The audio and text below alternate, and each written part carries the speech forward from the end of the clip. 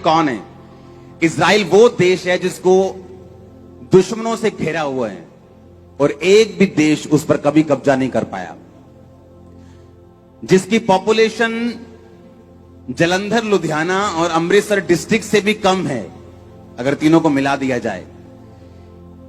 लेकिन जो खरबों कमाने वाले देश हैं, एक भी बार उस पर कब्जा नहीं कर पाए।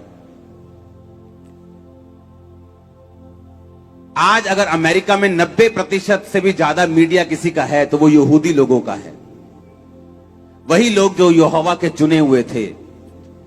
आज अगर दुनिया में सबसे बड़े बिजनेसमैन हैं तो वो यहूदी लोग हैं, वही लोग जो यीशु मसीह ने, यहोवा ने अपनी महिमा के लिए चुने थे। आज अगर दुनिया में सबसे, अगर हम जात पात की बात करें, अगर सबसे ऊंची किसी को मानते हैं तो वो यहूदियों को मानते हैं। और बाइबल कहती है कि यहूदियों को इसलिए परमेश्वर ने कहा था कि मैंने तुमको इसलिए नहीं चुना कि तुम ऊपर थे या तुम ऊंचे थे, मैं तुमको इसलिए मैंने चुना क्योंकि तुम बहुत गिनती में थोड़े थे और तुम बहुत गिनती में कम थे और तुम बहुत निर्बल थे। मैंने निर्बल जाति को चुन लिया और मैंने छोटी जाति को चुन लिया और थोड़ी गिनती वाली जाति को चुन लिया कि आने वाले समय में जो अपने आप को बड़ा समझते हैं वो भी उनके सामने दंडवत करेंगे। आज वो वचन पूरा हो रहा है। आज सारी दुनिया इजराइल से टेक्नोलॉजी लेती है।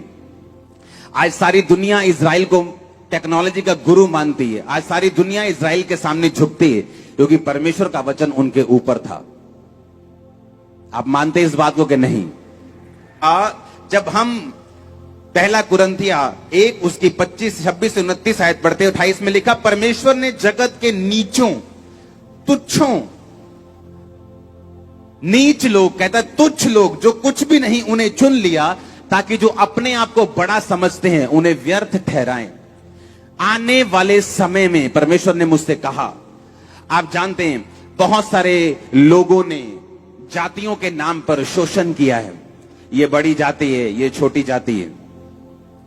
अगर जातियों के हिसाब से देखूं तो मैं एक ऊंची जाति से बिलोंग करता हूं, लेकिन मैंने जब मैरिज की तो शेड्यूल कास्ट से की क्योंकि मुझे जातियों से कोई प्रॉब्लम नहीं थी, ना मुझे इनके बारे में कॉन्शियस था कि मैंने ऐसा करना है, मैं वैसा करना है। जब हम मसीह में आ गए, मेरा विश्वास था कि हम सब क्रिश्चियन हैं, हम सभी सेम हैं, कोई ऊंचा नहीं, कोई नीचा नहीं, हम सब एक ही लहू से खरीदे गए, एक ही परमेश्वर की संतान है। मैं वो बता रहा हूं जो बाइबल में लिखा है और वो बता रहा हूं जो परमेश्वर प्रोफेटिकली पंजाब के लिए और आप लोगों के लिए बता रहे।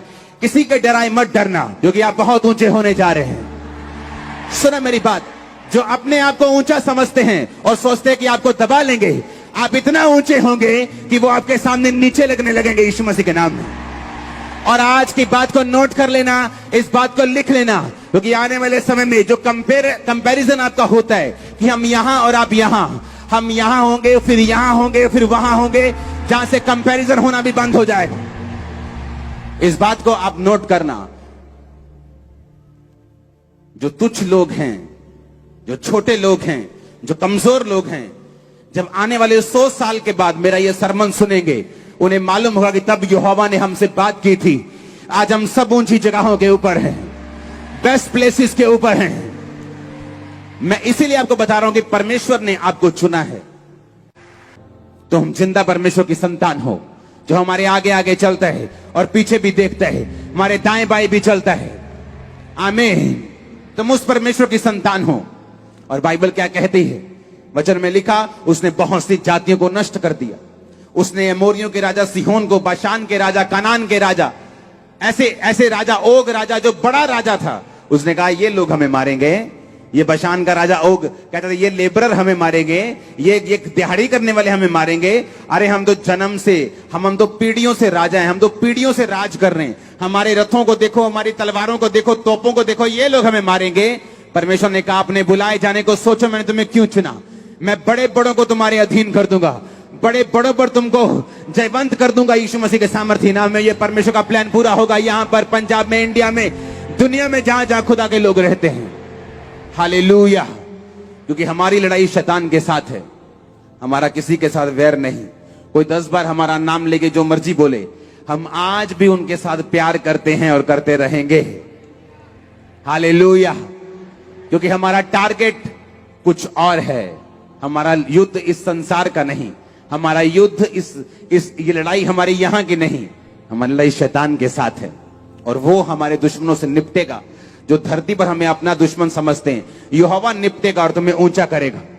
उसने कहा तुम्हें युद्ध करने की जरूरत नहीं होगी, तुम खड़े खड़े रहकर यहोवा के उद्धार का काम देखना, खड़े खड़े रहकर यहोवा के उद्धार का काम देखना। मैंने कहा वो तुम्हारे साथ है, जितना तुम समझते हो उससे कहीं अधिक वो तुम्हारे साथ है, जितना तुम समझते हो कहीं अधिक वो तुम्हारे करीब है।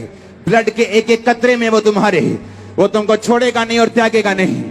बड़े काम में आपके परिवारों के ऊपर होता हुआ देख रहा हूं, बड़े काम में आपके लाइफ के ऊपर होता हुआ देख रहा हूं, बड़े काम आपको बड़े देशों में जाके करता हुआ देख रहा हूं, आपके पासपोर्ट्स को ब्लेस होता हुआ देख रहा हूं, आपके लाइफ में काम होता हुआ देख रहा हूं, आपकी फैमिली को बपतिस्मा लेते हुए देख रहा हूं, आपके लड़कों को नशा छोड़ते हुए देख रहा हूं, आपकी लड़कियों को व्यभिचार छोड़ते हुए देख रहा हूं।